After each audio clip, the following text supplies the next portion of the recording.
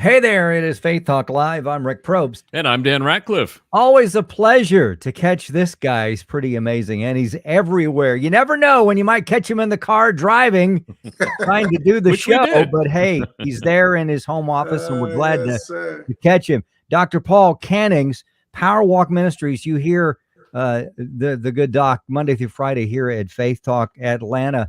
Doc, how are you? Cannot complain. Well, that's good. It's walking by faith and not by sight.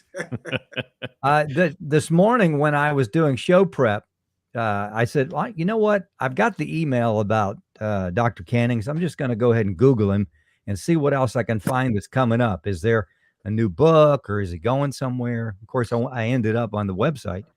But you know, if you put Dr. Paul, or if you just put Paul Cannings in Google, what comes up is how to can fruit and vegetables. And I was like, there's so many books out. There's so many books out there. So I got all, because of my ADHD, I got caught up in that. I was like, oh, I need to get back. So now you know everything you need to know about canning vegetables, right? Yeah, there's some things I'm doing I don't know about. How about that?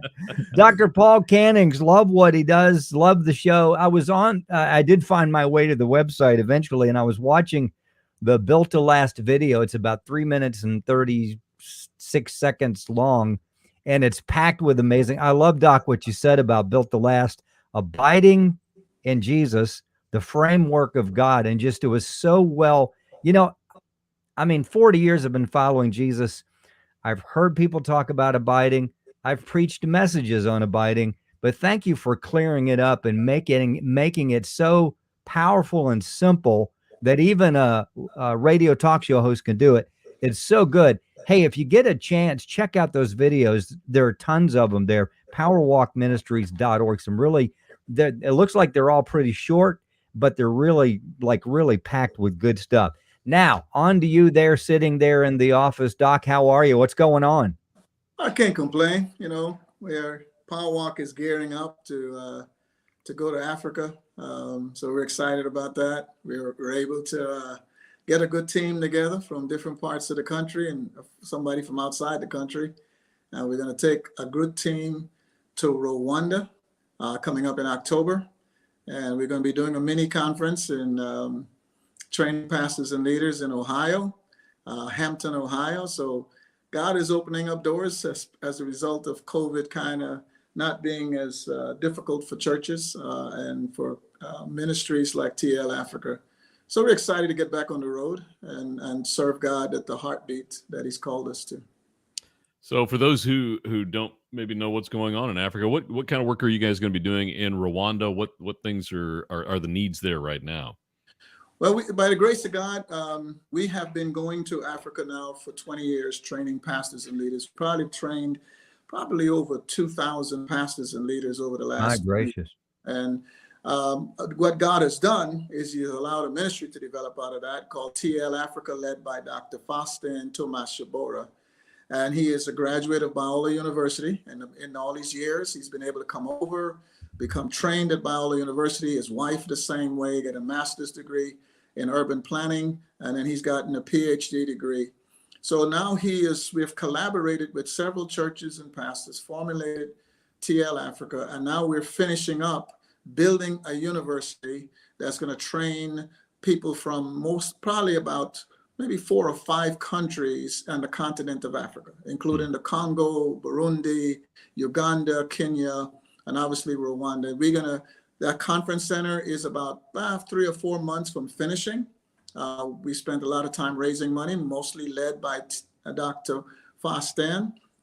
And so now we're going back to graduate some of the pastors that we've been working with, kind of like Paul and Barnabas that said, let's go back and make sure folks are solid. And so we're going back from some of those pastors we've been training for 3 years, off and on for 3 years.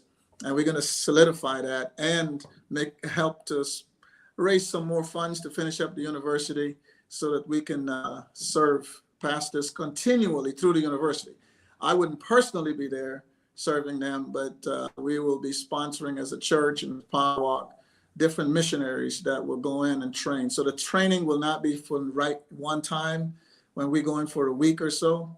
The training will continue now for a long time to come, because pastors on the countryside of Africa are not as prepared as the pastors in the city. So we tend to go to the places like Mozambique, where we would train those pastors. Also, we do the same thing in the Caribbean, where we train pastors in the Caribbean. I've been doing that now for, probably 10 years now. So that's our heartbeat. We're on media, but our heartbeat is to reach people with an effective word that is a quick word for today's living, but then that helps people to know about us so we can get down to the heartbeat of serving the church.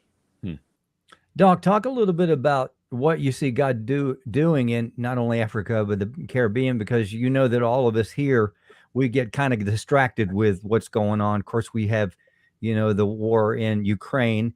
We've got, economic issues. And of course, you talked earlier about, we're on this side of COVID. So we've been distracted for so long. Used to be, we talked about missions, all of us, over the last, how many years, about God moving in Africa and stuff. But we tend to get a little distracted. Kind of catch us up. What do you see God doing? I love the fact that you're going to places where the pastors need training and they're hungry and, they want to reach the world, right? I am excited about what I see in Africa, because the beautiful thing about Africa is the story I shared with a guy. I said, he finally got him to come with me, because what I've done is through the years, some of the pastors have gotten their own training, but some of the pastors that come with me, I've been discipling here in America through the Power Walk Ministries, just working. Our heartbeat is to work with smaller churches. I think a lot larger churches have a lot of resources, but there's a lot of guys in the smaller churches that would love to have the kind of training that God blessed me to have. I mean, Dallas Seminary didn't allow African Americans until the 70s. So a lot of people were not allowed to go, would have wanted to go. So what God placed in my heart was, instead of graduating and doing what I'm doing as a pastor, also seek to reach out to those pastors that never had the opportunities that I had. And so it's even worse when you go to Africa, but the appetite. I shared this with a pastor. We were in our conference center. I recognized that some of the pastors had some really old beat up Bibles. So when I was in Kenya, I said, let me just ask, So I sat down with some guys I've gotten to know. And I said, why you guys have these like old beat up Bibles? They said, we share them. I said, what do you mean you share them? So because, on the countryside of Africa, we don't have the resources in the city. And so what we do is we take one Bible and we share it among several churches. So we would tear out a place and we'll share it that way. And I said, what?